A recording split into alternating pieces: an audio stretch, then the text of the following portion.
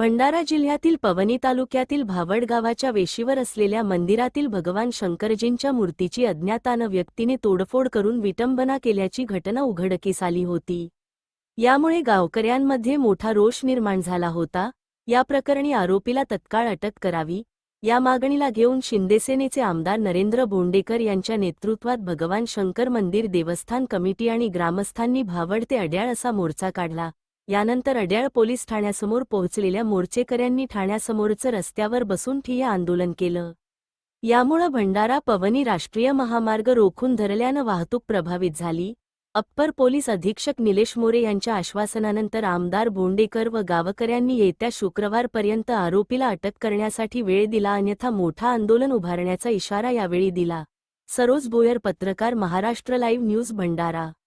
आंदोलन दडपण्याचा जो प्रयत्न करत होता, ठाण्यात आल्यानंतर पुन्हा तुम्ही आमच्यावरती आताची आता मूर्ती तुम्ही विसर्जित करा, आताच्या आता तुम्ही महाराजांना बोलवा, आताच्या आता त्या मूर्तीचे अवशेष तुम्ही नदीवर नेऊन तुम्ही विसर्जित करा म्हणून आम्हाला काल सुद्धा तगादा लावला, आज सुद्धा तगादा लावला। परंतु जेव्हापर्यंत हा आरोपी भेटणार नाही, जेव्हापर्यंत आमच्या हिंदू देवी देवतांची विटंबना करणारा तो व्यक्ती भेटणार नाही, त्याच्यावर गुन्हा दाखल होणार नाही, तेव्हापर्यंत आम्ही कधीच आंदोलन मागे घेणार नाही, लक्षात ठेवा। पुन्हा आम्ही जिल्हा भेटू। आज फक्त भावड आणि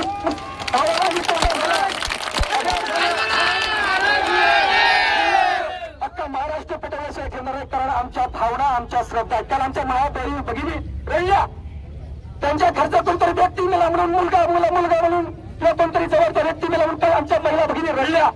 तेव्हा तुम्हाला संवेदना जागृत झाले नाही तुमच्या, उलट आमच्यावरती तुम्ही धमकावलं, आम्हाला तुम्ही दाबण्याचा प्रयत्न केला, आमचं आंदोलन तुम्ही तोडण्याचा प्रयत्न केला।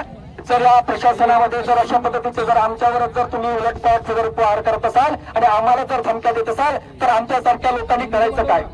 आम्ही त्या खारिस्तेचे पुजारी आहोत आणि त्या मंदिराचे रक्षण करते आहोत, परंतु तुम्ही आम्हाला खूप काही प्रश्नाची काल भाडीमार केलात आणि इथं आल्यानंतर सुद्धा आम्हाला नाही ते प्रश्न विचारलेत आणि मूर्तीच्या व्यवस्थेत तुम्ही आता पहिले तुमच्यामध्ये ताकद आहे तो त्या आरोपीला शोधा आणि त्याला आतमध्ये टाका। तो जर हिंदू धर्माचे शिवजीची मूर्ती तोडते, वारंवार तोडत असतील लोक, तर आम्ही काहीच करायला नाही पाहिजे। नाही, तोडा उद्या आमच्या उरावर बसतील तरी तोडा। तुमको कुछ नहीं होता, सब कुछ बरोबर है, तुम्हारा पगार चालू है,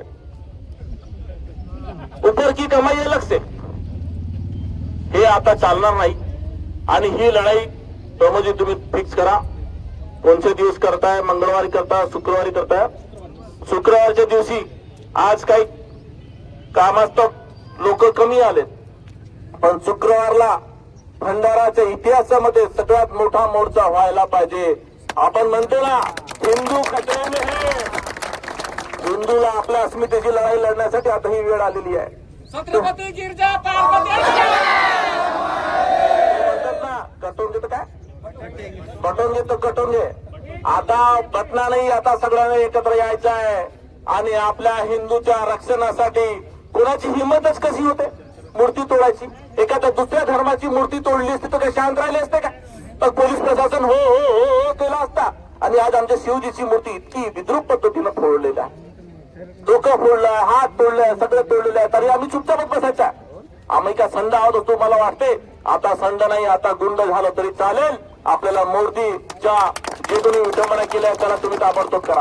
आज 24 तासच्या आतमध्ये तुम्ही अंदाज केला असता तर आम्हाला मोर्चा काढायची गरज नाही। आम्हाला का उन्हामध्ये फिरायची सवय आहे?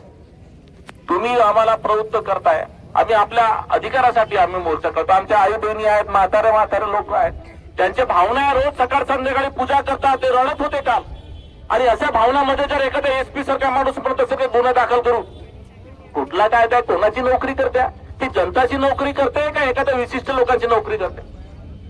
हे जनतेची नोकरी करत असताना असे भावना ते दुखवल्या नाही पाहिजे। म्हणून मी या ठिकाणी सांगतो की आपण सुद्धा संयम ठेवा। ही लढाई आता सुरू झालेली आहे, ही लढाई भंडाऱ्यात देऊ, भंडाऱ्यात जर न्याय मिळाला नाही तर नागपूरला देऊ, नागपूर आणि मिळाला तर मुंबई दिल्लीला नेऊ, पण आता न्यायासाठी थांबणार नाही। आपण न्याय मिळाल्याशिवाय आपण हा लढा चालूच ठेवू। मी आपल्यासोबत